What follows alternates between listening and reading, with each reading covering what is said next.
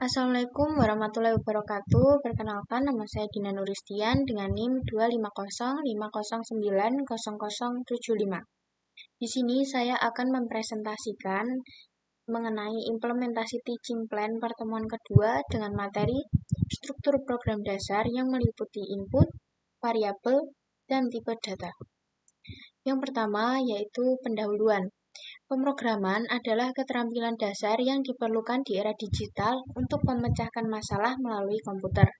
Sebelum mempelajari konsep yang lebih kompleks seperti percabangan, ulangan, dan fungsi, peserta didik harus memahami terlebih dahulu struktur program dasarnya. Struktur ini mencakup 3 elemen utama, yaitu input, variabel, dan tipe data. Ketiga konsep ini menjadi fondasi dalam membangun program yang mampu menerima data, mengolah, dan menghasilkan output yang sesuai. Yang kedua yaitu tujuan pembelajaran. Setelah mempelajari modul ini, peserta didik diharapkan mampu menjelaskan konsep dasar struktur program, menggunakan perintah input untuk menerima data dari pengguna, mendeklarasikan dan menggunakan variabel dengan benar, serta mengidentifikasi dan menerapkan tipe data dasar dalam program.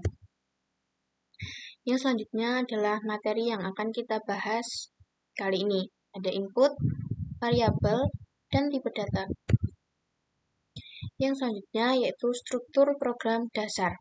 Struktur ini meliputi 3 elemen. Yang pertama yaitu input, bagian di mana program menerima data dari pengguna, sensor, file, atau sumber lain. Yang kedua yaitu proses, bagian inti yang mengolah data menggunakan perhitungan aritmatika, logika, atau algoritma tertentu.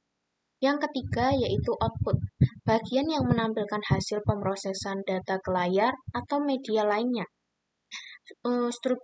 Gambaran struktur umumnya yaitu ada input. Input mengirimkan informasi, lalu akan diproses, setelah itu akan muncul output atau hasil akhirnya. Yang selanjutnya yaitu input. Input adalah informasi yang masuk ke program untuk diproses. Ini adalah contoh dari input. Itu kita akan memasukkan nama, lalu ini kita ketikkan code hello, ada namanya, agar outputnya menjadi seperti ini. Jadi nanti kita ketikkan nama, lalu akan dibalas seperti ini, seperti sapaan. Yang selanjutnya yaitu variabel. Variabel adalah tempat penyimpanan data sementara di dalam memori komputer selama program berjalan. Di variabel ini ada aturan penamaan, yaitu yang pertama tidak boleh diawali angka, yang kedua tidak boleh mengandung spasi, yang ketiga menghindari karakter khusus, kecuali underscore. Yang keempat yaitu nama should represent the purpose atau deskriptif. Contoh dari variabel sendiri dapat kita lihat di sini, yaitu kita ketikkan int, lalu umur sama dengan 17. Lalu kita ketikkan float, lalu tinggi sama dengan tinggi kita berapa? Di sini 160,5. Koma di sini kita tuliskan dengan titik. Lalu string nama atau nama dari yang memiliki umur dan tinggi di sini. Lalu output akan mengirimkan sinyal sukses. Yang selanjutnya yaitu tipe data. Tipe data dalam pemrograman adalah kategori atau jenis data yang menentukan bentuk nilai yang bisa disimpan dan operasi apa yang bisa dilakukan pada nilai tersebut. Dengan tipe data, komputer tahu bagaimana cara menyimpan, membaca, dan memproses nilai tersebut. Ini ada beberapa tipe-tipe data dasar. Yang pertama ada integer atau biasa kita tuliskan dengan int yang meliputi bilangan bulat, contohnya 10, negatif 3, dan seterusnya. Lalu ada float atau di sini meliputi bilangan desimal yang contohnya 2,5, 9,99, dan seterusnya. Lalu ada string atau str, ini meliputi teks, ya kita bisa mengetikkan halo, selamat siang, dan lain-lain. Lalu ada boolean atau bool, ini biasanya logika atau kita bisa tuliskan true atau false, benar atau salah. Lalu di sini ada contoh dari tipe data.